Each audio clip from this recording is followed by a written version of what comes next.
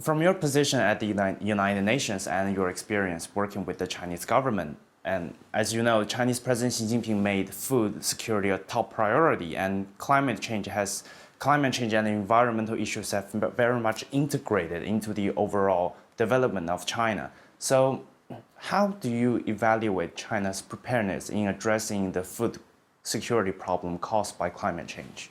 Well, after being in China for several years now, I do agree with some of the remarks in your question. In my observations, the Chinese government has consistently made efforts ensuring agricultural and food security is a top national priority. Through comprehensive measures, grain output has remained above 1.3 trillion kilograms for 8 years in consecutive years. However, climate change does pose a threat to China's long-term agricultural development, like in many other countries. Addressing the climate change impacts, China has made strong political commitments in the national development planning for the 14th five-year period. Meanwhile, China 30-60 targets, along with these updated national determined contributions, set the goalposts for China's long-term climate ambition. It is nice to note that the administrative measures have been complemented by a significant public investment in support to programs to encourage development and adaptation on low carbon technologies. Specifically, in the agricultural sector, we are observing, to mention some specifics, a better management of farms, crops, livelihoods, agriculture, and capture fisheries to balance near-term food security and livelihoods that needs to be a priority in adaptation and mitigation. Number two, more efficient ecosystems and landscape management to conserve ecosystem services that are important, very important for food security, agricultural development, in adaptation and mitigation.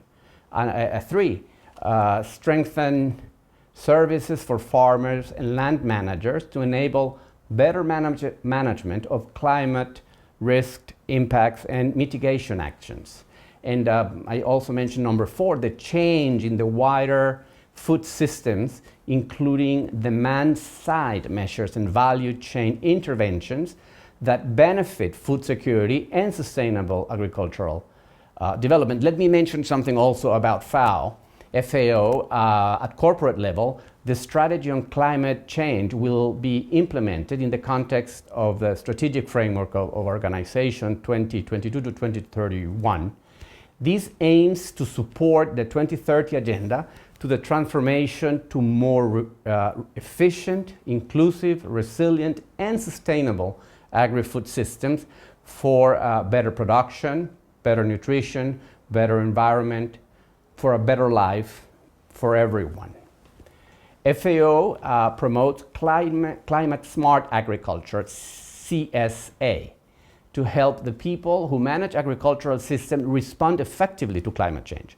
The CSA approach pursues a triple objective of sustainably increasing productivity and incomes, adapting to climate change, and reducing greenhouse gas emissions wherever is possible.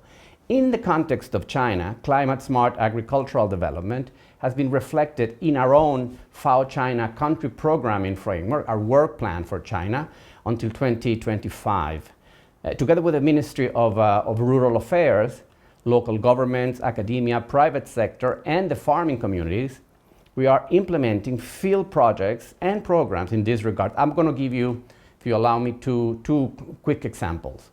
Through a technical cooperation project, FAO, together with its partners, is developing, piloting, and extending a list of low-carbon precision dairy farming approaches of carbon emissions reduction and farm productivity, improvement of karst's ecosystem of Yunnan province, for example, with the aim to contribute to the resilient and sustainable development of the dairy section in local settings. And another example, funded this time in this case by the Global Environmental Facility, the GEF. FAO is working to mainstream on-farm conservation and sustainable use of traditional genetic diversity in 4 key indigenous crops, namely millets, oats, rice, and soybean, in support, again, of climate change adaptation and mitigation.